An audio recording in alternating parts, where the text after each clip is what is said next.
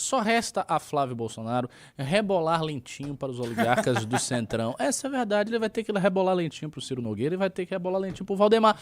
É isso, meu filho. Veja, as pessoas que migram do bolsonarismo para a missão, elas não vão voltar. Não haverá uma migração do bolsonarismo para a missão e da missão para o bolsonarismo. Eu falar várias vezes que Bolsonaro estava cometendo um grande erro em atacar toda a direita e querer forçar a direita a apoiá-la a todo custo. E eu acho que o André Mendonça, embora ele diga que não, de alguma maneira ele está querendo se consagrar assim na história. Ele está querendo fazer alguma coisa que seja um legado para ele ali e está fazendo algo muito importante. Ele está com o prestígio pessoal e a força que ele tem como ministro do STF, levando adiante a investigação, levando adiante o julgamento do Banco Master e, assim, se não fosse ele, sinceramente, talvez isso aí já tivesse dado em pizza há muito tempo. Então, fico feliz com o trabalho do ministro André Mendonça. Grande surpresa, espero que ele continue fazendo isso e esperemos que as delações saiam, né? Maravilha. Like na live. Agora, ligado a isso, nós temos também os desdobramentos políticos, os estremecimentos da base aí do Flávio Bolsonaro, que são muito significativos. Vamos ler essa matéria. Ciro barra Aliança da Federação PP União Brasil com Flávio Bolsonaro. O principal motivo, segundo interlocutores, seria a falta de solidariedade de Flávio ao presidente do PP após a operação da Polícia Federal em maio. Vamos ver. O presidente nacional do PP, senador Ciro Nogueira, barra até agora qualquer possibilidade de aliança de Federação União Brasil-PP com o senador Flávio Bolsonaro. Segundo fontes próximas, o principal motivo é que Ciro entende que não houve solidariedade de Flávio a ele após a operação da PF contra o senador no início de maio. Na ocasião, Flávio, enfim, pode passar isso aí. É meio... Por ser uma federação, PP e União decidem juntos o caminho que tomarão nas eleições de 2026. União Brasil, presidido por Antônio Rueda, não tem resistência a fechar com Flávio, mas o veto de Ciro impede a formalização do apoio ao candidato do PL.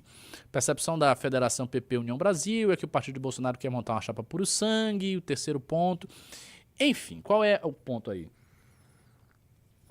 Central. O ponto central chama-se pressão política e utilização de um instrumento político para colocar o Flávio Bolsonaro no seu lugar. A verdade é, uma vez que você negocia com o Centrão da forma como ele negociou, e você de fato é um partícipe do Centrão, e você de fato está envolvido no escândalo do Banco Master, só resta a Flávio Bolsonaro rebolar lentinho para os oligarcas do Centrão. Essa é a verdade, ele vai ter que rebolar lentinho para o Ciro Nogueira e vai ter que rebolar lentinho para o Valdemar. É isso, meu filho. Já vá logo desistindo de qualquer coisa que você tem. Não haverá nenhum voo pessoal seu, nenhuma coisa que você vai fazer contra o Centrão. Você não vai fazer nada. E no fim das contas você vai ceder. Os Bolsonaro, eles vão ceder sempre quando eles estiverem num cabo de guerra com o Centrão, porque eles estão comprometidos. Essa é a essência da coisa. Quando você está comprometido, você já perdeu. Ou a missão só pode fazer o discurso que faz, porque a missão não está comprometida com esses caras. É justamente não estar comprometido que permite que você faça alguma coisa. Se você está comprometido, já era. Você já perdeu, você já está lá dominado. Então, eu acho que o Flávio vai ter que fazer um recuo. Ele, de alguma maneira, vai ter que fazer gestos e acenos ao Ciro Nogueira. Do contrário, o Ciro Nogueira vai continuar insistindo que ele não vai apoiar. E sim, o PP e a União Brasil têm a possibilidade de apoiar o Lula. Lógico que tem. O Lula hoje é favorito nas pesquisas, meu filho. E veja, isso é uma coisa muito grande, porque se não tiver PP e União Brasil com o Flávio, a chance do Flávio é zero. Zero. Pode dizer zero. Ele não vai conseguir fazer nada. Não vai. As chances atuais dele já são baixas, né? A gente olha todas as pesquisas do segundo turno e não está bem. Então ele precisa se recuperar. E eu vejo dificuldades dele se recuperar porque, como eu já falei em outras lives aqui, há um controle óbvio, existe um controle evidente por parte do PT e do jornalismo de esquerda associado ao PT do fluxo de informações relativas ao Banco Master. Então eles têm esse controle e eles vão saltando na medida que eles querem. Então eles estão segurando agora porque eles querem segurar agora. Só que eles podem simplesmente não segurar, não existe isso. Esse controle é da mão deles, eles têm o controle sobre isso. Então o Flávio está numa situação bem delicada e sim, ele vai ter que fazer vários gestos ao Ciro Nogueira e eu acho que ele vai fazer. Isso é apenas uma questão de tempo. Então vocês observem o que ele vai fazer. Ele vai capitular, é exatamente isso. Pois é, todos vocês estão concordando comigo, é meio óbvio, né? Ele vai fazer o quê? Ele vai dizer, não compactuo com corruptos. Pelo amor de Deus. E ainda tem um outro detalhe que saiu também recentemente, da defesa do Vorcaro falar em uma... Isso é muito bom. Em uma delação seletiva. Então a ideia de você faz uma delação, mas você não delata todo mundo. Você delata alguns, outros você não delata. E aí o André Mendonça disse não ou é delação, ou não é nada. Não tem delação seletiva. Aí o quê? A delação seletiva resolve os seus problemas, mas você seleciona os seus alvos. O que o Vorcaro tá pensando? A gente já falou isso aí várias vezes, falei isso com o Renato. A situação do Vorcaro é muito simples. Ele quer saber quem vai ser o presidente do Brasil. O presidente do Brasil, futuro, vai ser o cara que ele vai poupar. Se o PT se mantiver na frente nas pesquisas como está, o Vorcaro vai delatar ou quer delatar quem for associado ao bolsonarismo. Simples assim. E se for o contrário, é o contrário. Acabou. O dilema dele é cristalino. É cristalino. Não tem nenhuma complexidade nesse dilema. É o mais óbvio que existe. Ele basicamente tem essas duas opções. Ou ele vai delatar quem está ligado ao PT, ou ele vai delatar quem está ligado ao Bolsonaro. E ele fará isso de acordo com as pesquisas, de acordo com aquilo que ele consegue avaliar como sendo o horizonte eleitoral futuro. É isto. Não tem outro, não tem mistério. Não tem mistério em relação à posição dele. Agora, essa posição ela vai se inclinando cada vez mais para o PT, né? Na medida em que essas pesquisas elas mantêm uma diferença no segundo turno muito considerável, a situação do Flávio ela vai piorando. Ela vai gradativamente se deteriorando. E o pior, né? A presença da missão para o Flávio é particularmente horrível, porque, veja, as pessoas que migram do bolsonarismo para a missão, elas não vão voltar. Não haverá uma migração do bolsonarismo para a missão e da missão para o bolsonarismo. A não ser, a única hipótese que eu cogito isso, é na borda da eleição, um voto útil, se o Renan estiver abaixo de 2 dígitos, se não parecer viável o suficiente. O que são vários condicionantes difíceis, porque o Renan acabou de bater 10% em São Paulo na BTG, que nem é a pesquisa em que a gente está melhor. Então, se houver uma série de condicionantes positivos para o Flávio, talvez as pessoas tirem esse voto, mas de resto, por que elas tirariam? Por que uma pessoa que desiste do bolsonarismo e resolve votar no Renan vai desistir do Renan e voltar para o bolsonarismo? A pessoa já estava lá. Ela já, sabe, ela viu outra coisa, ela se decepcionou. Não há nenhum fator superveniente que você possa mostrar para que a pessoa retorne ao lugar que ela estava. Não existe. Sabe, pensa o seguinte, o que os bolsonaristas teriam que fazer para puxar um voto que já saiu e que foi para a missão?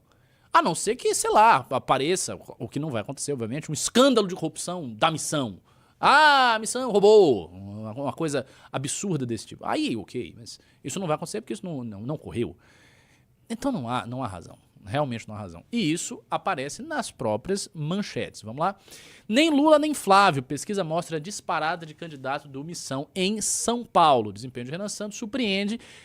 Não surpreende tanto assim para nós. E supera rivais da chamada terceira via, segundo o levantamento Real Time Big Data, publicado nesta terça-feira. Vamos lá? Enquanto Lula e Flávio Bolsonaro travam uma acirrada batalha pela liderança na disputa presidencial, um candidato que corre por fora vem ganhando tração, ao menos entre o eleitorado de São Paulo. Uma nova pesquisa Real Time Big Data, publicada nesta terça-feira, 16, indica que o ativista Renan Santos foi o único pré-candidato ao Planalto que cresceu junto aos eleitores paulistas. Segundo a pesquisa divulgada hoje, Renan acumula 10% das intenções de voto no primeiro turno em São Paulo. Na comparação com a sondagem anterior, de março, o ativista empresário disparou 8 pontos percentuais, ao passo que todos os demais presidenciáveis recuaram ou ficaram estáveis no levantamento. Deixa eu ver se tem mais alguma coisa. Dentro da terceira via, bom, aqui tem os percentuais, aí fala-se de candidatos inexistentes, como Aécio Neves e Joaquim Barbosa. Esses caras não vão sair para nada, isso não existe. Outro dia eu vi um tweet do Joaquim Barbosa, ele dizendo, agora eu voltei ao Twitter, coisa assim. O tweet tinha menos likes do que os meus tweets, entendeu? E ele é candidato a presidente, isso não vai acontecer. O Aécio Neves é um cara que perdeu completamente o seu bonde. O Aécio Neves foi, em 2014, um bom candidato, viu? Devo dizer que ele fez uma campanha relativamente agressiva contra a Dilma, mas ele correu, esse cara, o Aécio Neves é um cara que... Ele perdeu a chance de hoje já ter sido presidente da República e ser o líder da direita. Ele perdeu a chance, sabe por quê? Porque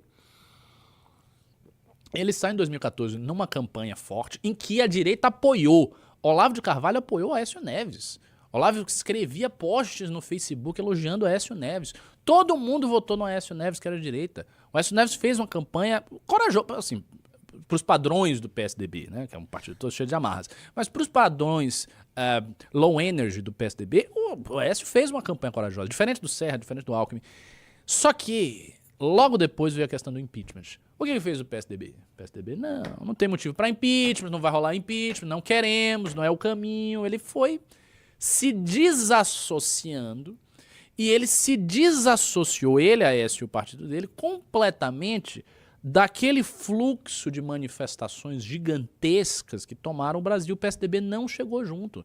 O PSDB trabalhou contra o impeachment da presidente Dilma durante boa parte do tempo, querendo uma anulação da chapa, uma tese completamente ridícula aí que eles inventaram e que não ia pra frente, que não tinha meios políticos de ir pra frente. Porque assim, o impeachment foi realizado porque tinha o povo, mas porque também tinha o interesse do parlamento. Havia o interesse do Temer e havia o interesse das pessoas que se associavam ao Temer no final do processo do impeachment. Então o PSDB veio com uma tese completamente bizantina que não servia pra nada. Eles ficaram nessa posição por muito tempo e no final eles aderiram ao impeachment. No comitê do impeachment, já um membro do PSDB, que era o Carlos Sampaio, deputado federal, por São Paulo, se eu não me engano. São Paulo? Acho que sim. O Carlos Sampaio, deputado federal do PSDB, foi uma das lideranças do comitê do impeachment que o Renan criou. Só que ele ficou um tempo enorme sem participar disso. E neste processo a imagem dele foi completamente destruída. Isso sem falar dos áudios, famosos áudios, em que ele foi pego com a calça na mão, com o negócio lá do Joelis de Batista e tal. Então foi isso que aconteceu com o PSDB e o Aécio Neves simplesmente morreu como grande figura política nacional. Foi isso que aconteceu com ele. Então não vai ter Joaquim Barbosa, não vai ter Aécio. Zema, sinceramente, não sei, porque o partido não está querendo entregar nada para o Zema. E o novo ter o Zema só atrapalha, destrói todas as coligações que ele tem. A gente falou aqui com o Renato sobre as coligações no Sul, derruba tudo. Então não acho que o Zema vai conseguir. Na prática tem aí o Caiado, talvez, que se mantenha, e o Renan. E esses votos, especialmente o voto, entre aspas, do Joaquim Barbosa, vamos supor que ele tem algum voto, vai para o Renan. Quase todos esses votos vão convergir para o nosso candidato. Então vai ser um primeiro turno bastante apertado e com muitas dificuldades para o Flávio Bolsonaro. Para o Flávio Bolsonaro, realmente, a missão é uma pedra no sapato. Grande pedra no sapato. E, novamente, não precisava ter sido. Eu me lembro de, em 2017, 18, nessa fase aí, em que o MBL não tinha essa rivalidade tão gigante com o bolsonarismo. A gente não tinha. Eu falava várias vezes que Bolsonaro estava cometendo um grande erro em atacar toda a direita e querer forçar a direita a apoiá-la a todo custo. Erro esse que vocês, militantes do MBL, não devem fazer. Vocês não devem ficar em cima das pessoas, porque isso gera irritação, antipatia, as pessoas elas não gostam disso. E o bolsonarismo fazia isso, eles tinham uma militância muito poderosa, e as lideranças do bolsonarismo promoviam cancelamentos internos da direita. E eu falava lá atrás, isso aqui é um erro, esses caras vão se dar mal, porque eles estão criando um monte de inimigos, eles estão criando uma massa de ressentimento, essa massa de ressentimento vai se voltar contra eles em algum momento. Isto aconteceu com o MBL. O tanto de apartamento que houve tem a ver com as relações, digamos assim, institucionais extremamente feridas, que foram montadas graças a esses ataques contínuos.